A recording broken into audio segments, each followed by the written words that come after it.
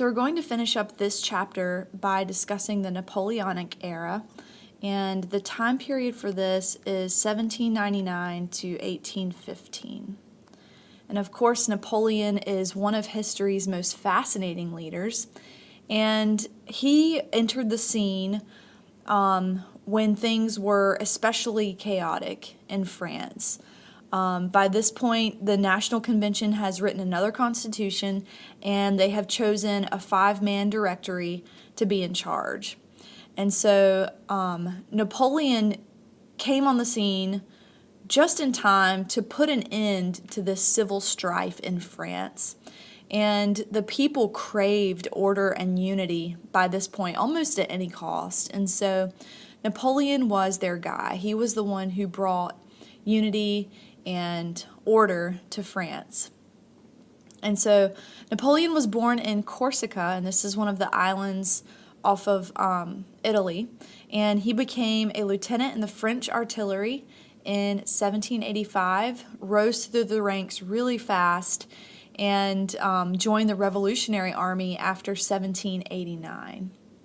And so as a commander of French forces, he was in Italy and won brilliant victories there in 1796 and 1797.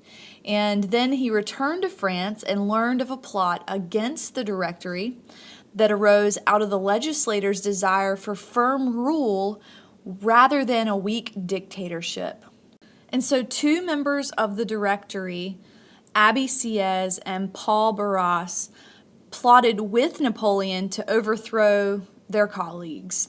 And so they successfully overthrew the Directory, and yet another constitution was written and approved in December 1799.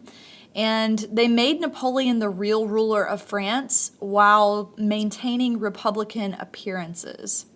And so Napoleon used his charisma and his popularity to maintain order and to end civil strife by working out a bargain with the middle class. And this was pretty much codified in the Civil Code of March 1804, but it was also known probably more popularly as the Napoleonic Code.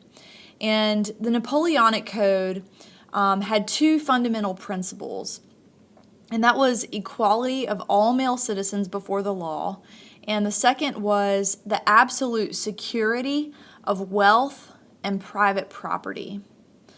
Napoleon also, along with the leading bankers of Paris, established the privately owned Bank of France in 1800. And he wanted to appease the peasants as well, so he defended the land gains that they had made and the status that they had claimed during the Revolution.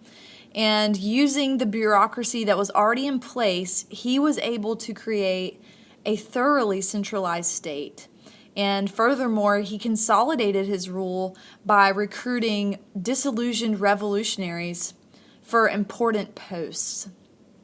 As for the nobility, Napoleon granted them amnesty, and this was about 100,000 émigrés with an E. So these are people who left France, and he allowed them to return on the condition that they would take a loyalty oath.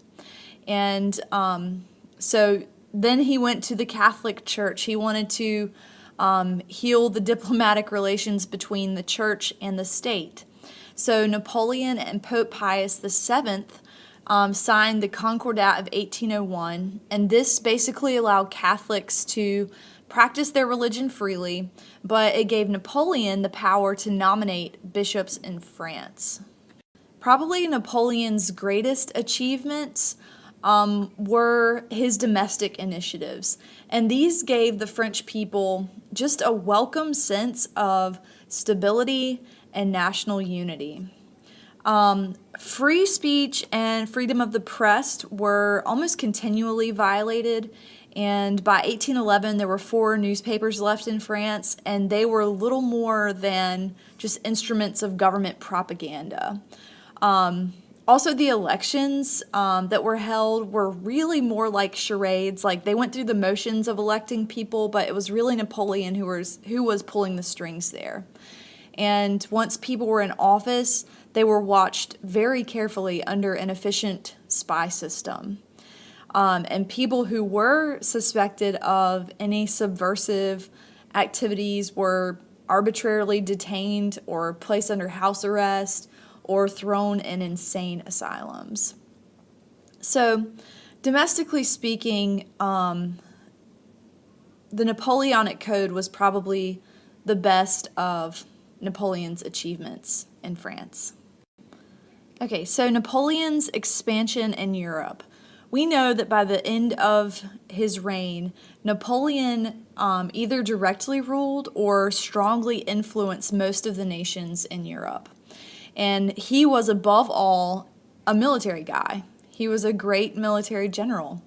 And so when Napoleon's overtures of peace were rejected by Austria and Great Britain, French armies that were, of course, led by Napoleon decisively defeated the Austrians. And in the Treaty of Luneville, probably messed up how that's spelled,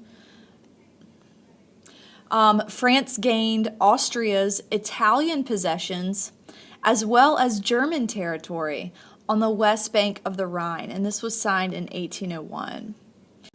Napoleon then signed the Treaty of Amiens, with Great Britain, and this temporarily ended the hostilities between the French Republic and Great Britain during the French Revolutionary Wars, or the war years. And so this was a diplomatic triumph for Napoleon, but as he always was, driven to expand his power, Napoleon tried to restrict British trade with the rest of Europe and eventually then plotted to attack Great Britain after he had signed this treaty to end hostilities. And so Napoleon's Mediterranean fleet was actually destroyed by the British, Lord Nelson, at the Battle of Trafalgar. And I will put this up here so you can see how it's spelled. Hopefully write it in your notes. Trafalgar, and just put 1805. So this was October 21st, 1805. Again, the British under Lord Nelson destroyed Napoleon's fleet. And so this essentially made an invasion of England impossible. So pretty much the only thing Napoleon could do at that point was try to stop other countries from trading with Great Britain, or take more of an economic attack route than a military attack. And so Napoleon's actions had convinced Alexander I of Russia and Francis II of Austria that Napoleon was a threat to their interests. But the Austrians and the Russians were really no match for Napoleon, who defeated them at the Battle of Austerlitz. I'll put that up there too. Also in 1805. This was just 2 months later, in December of 1805. So Napoleon defeated both the Austrians and the Russians there. And so Napoleon then proceeded to reorganize the German states into the German Confederation of the Rhine, naming himself the quote-unquote protector of the Confederation. And so Prussians mobilized their armies against France. But Napoleon attacked and won 2 more brilliant victories in October of 1806 at Jena and Arstadt, maybe. I'll put these up here as well. Jena's kind of normal. And then 2 dots, DT. Okay, so at these battles, again, Napoleon defeated the Prussians. And so even though Russia joined forces with Prussia, Napoleon won another victory, forcing Alexander I to negotiate peace in the treaties of Tilsit. And this was 1807. So we talked about this topic a little bit in the last video, the War of Haitian Independence. And again, this was the slave rebellion in Saint-Domingue that eventually led to the independence of Haiti. And I'm going to make this smaller one more time so that I can write some more, put some more names up here for you. Okay, so Saint Domingue's colonial assembly got around to drafting its own constitution, and it was one that abolished slavery and granted Toussaint Louverture, and this is the name I'm going to put up here for you. This was the leader of the rebellion. And so they granted Louverture, maybe, governorship for life. And Napoleon viewed this as a seditious act, an act of treason. And so in 1802, Napoleon's brother-in-law, General Charles Victor Emmanuel Leclerc, landed in Saint Domingue and soon arrested Louverture and took him back to France. And so Louverture's lieutenant, Jean-Jacques Dessalines, united the resistance under his command and led it to a crushing victory over French forces. So this was a remarkable victory, way against the odds. So on January 1st, 1804, Dessalines formally declared the independence of Saint-Domingue and the creation of the new sovereign nation of Haiti. And looking at the United States for a second, Thomas Jefferson was president at the time, and he feared the spread of the slave rebellion to the United States. So in an economic move, he refused to recognize Haiti as a legitimate nation, but rather still a colony of France. And so this fear of a slave rebellion caused Jefferson to put economic interests over ideals like freedom and equality. So looking at our last topic, the Grand Empire and its end. So Napoleon pretty much resigned himself to the loss of Saint-Domingue, but he maintained his ambitions in Europe, and he really viewed himself as the Emperor of Europe. And so the core of Napoleon's so-called Grand Empire was simply an ever-expanding France.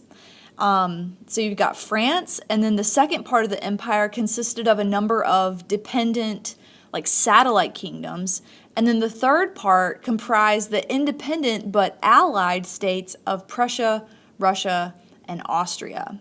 So after 1806, both the satellites and the allies were expected to support Napoleon's continental system, and this was simply a blockade that was intended to halt all trade between Great Britain and continental Europe. And again, his hope here was to destroy the British economy and its military force, since he couldn't attack them directly. So this French rule of most of Europe sparked patriotic upheavals and encouraged the growth of nationalism in other regions, especially as Napoleon began to levy heavy taxes and conscripted men to fight in his army to support the prosperity and the interests of France. And the first of these great revolts occurred in Spain in 1808, when a coalition rebelled against Napoleon's attempts to make Spain a French satellite nation. And in 1810, when the empire was at its height, Britain was still at war with France, but they were also giving aid to the guerrilla warriors in Spain and Portugal. And so this continental system backfired on Napoleon, and Britain instituted their own counter-blockade, which created hard times for French artisans and middle class. So Napoleon eventually turned on Alexander I, who had openly repudiated Napoleon's war of prohibitions against British goods, and he invaded Russia in June 1812. And even though he had originally planned to winter in the Russian city of Smolensk, maybe, Napoleon recklessly pressed on toward Moscow in the middle of the Russian winter.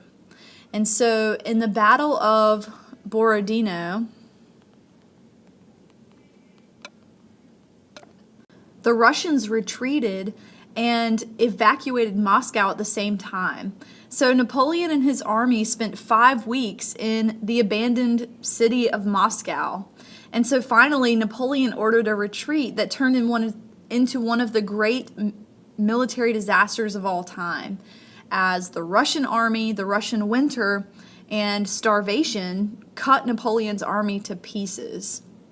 So Napoleon might still have saved his throne if he had been willing to accept a reduced size France, like a historically sized France, but he refused to do that. And all across Europe, patriots called for a war of liberation against Napoleon's oppression. And on April 4th, 1814, Napoleon, who was defeated, finally abdicated the throne. And the victorious alliance formed into the Treaty of Chaumont. And this was Austria, Prussia, Russia, and Great Britain.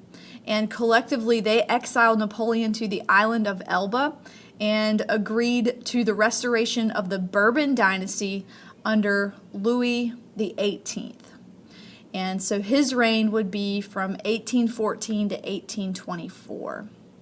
And so, hearing of political unrest in France and diplomatic tensions in Vienna, Napoleon decided to make a daring escape from Elba in February 1815, and he escaped the island and issued appeals for support.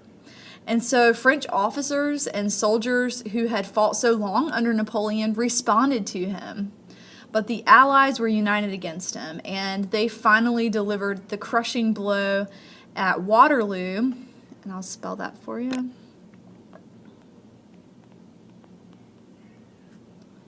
On June 18th, 1815. And after that, they imprisoned Napoleon on the island of St. Helena off the coast of Africa, thus ending the Napoleonic era.